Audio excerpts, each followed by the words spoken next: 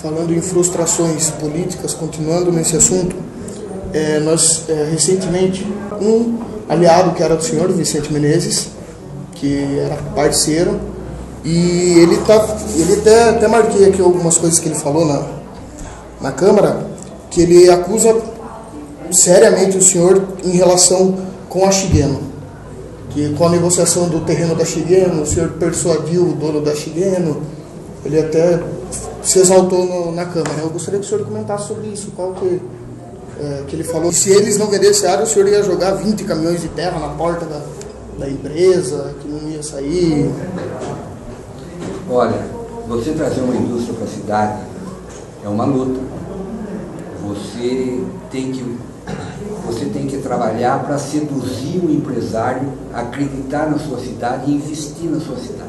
Pois bem, você consegue trazer um empresário e depois o proprietário da área que está recebendo um valor acima do mercado, uma proposta para vender acima do mercado, ignorando que a terra tem uma função social, a terra não é para fazer especulação, de repente começa a pedir mais, especular.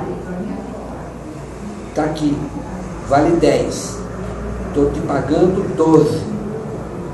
Ah, não, eu quero 15, eu quero 20, ou não vendo, não tem preço, e a área está lá parada. Qual é a função do gestor público? É tentar mostrar para ele as coisas como são. Agora, pergunta para o Eijo, que é sobrinho do Mituaki Shigeno, que é o proprietário da área que vendeu para a Nona, se ele ficou satisfeito ou não com o negócio que ele fez. E outra, pergunta para o Eijo se alguém em Tatuí vendeu 1 metro quadrado de terra mais caro que o dele. Nós estamos vendendo, eles estão vendendo a área rural em Tatuí, por causa do progresso, passou a ser cotada a 1 metro quadrado. Eles não falam em alqueires, eles falam em metro quadrado. Então, para trazer indústrias para a cidade, nós temos que suplantar isso.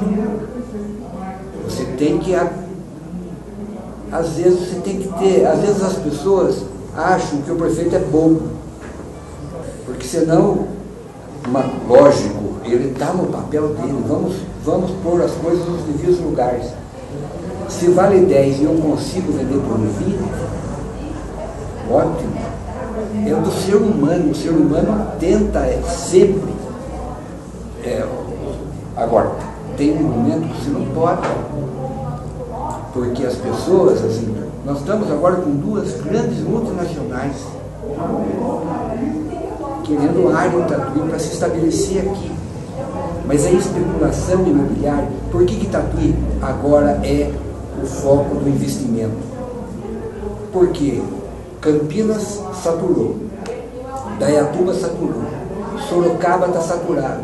O preço dos imóveis são muito maiores do que os nossos. Porque você concorda, se eu tenho um valor de terra em Sorocaba por 10, eu venho para Tatuí pelos mesmos 10, não vem, eu compro lá, eu estou mais perto da capital. Nós temos que pôr raciocinar que nós estamos a 140 quilômetros da capital e nós perdemos a Toyota, a disputa da Toyota por 40 quilômetros. Por quê? Porque a matriz japonesa determinou para os executivos da Toyota que a fábrica não poderia estar a mais de 100 quilômetros da capital de São Paulo. A Toyota está a 99 quilômetros da capital. Só que lá hoje, para conseguir em Sorocaba, em Itu, aquela região, uma licença ambiental é extremamente mais complicado, porque o meio ambiente lá já está comprometido com Então, hoje, as indústrias estão vindo na nossa direção e nós temos que estar preparados para isso. O senhor pretende continuar na vida pública, depois entregar a prefeitura, deputado, voltar para prefeito? Olha, a política é uma coisa extremamente complicada, apaixonante, e dizem que ela só tem uma porta, que é a porta da entrada. Eu estou tentando sair, mas acho que vai ser difícil de eu achar essa porta. O resultado das eleições, das próximas eleições, vão decidir o meu futuro, se eu continuo ou se eu saio. Porque, evidentemente, que se o meu candidato for vitorioso, eu vou ter uma responsabilidade, junto com a população, de auxiliá-lo nessa luta, procurar e tal. Eu acho que, pelo menos isso, eu tenho por obrigação. Por que o Luiz Paulo? O senhor indicou por quê? Olha, é um moço, como eu disse no começo da entrevista, eu sou praticamente o último dos moicanos, porque a lei da ficha limpa tirou da disputa os outros que estão aí, que estavam comigo lá atrás. E eu quis renovar a política, quis oxigenar, porque a vida é assim. Eu tenho 66 anos de idade. Eu fui buscar um jovem preparado, que tem a qualificação de ter estado ao meu lado nesses anos todos.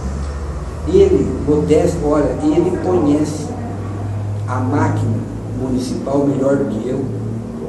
Ele está preparadíssimo para ser o prefeito, na minha opinião, na opinião do meu partido, porque todos os grandes projetos passaram pela mão dele. E ele é o pai do Protatuí. Ele elaborou o Protatuí. Ele que escreveu o Protatuí, que é uma lei moderna, que está trazendo investimentos como nunca trouxe para a nossa cidade. E outra coisa, fala fluentemente o inglês. E hoje o gestor tem que saber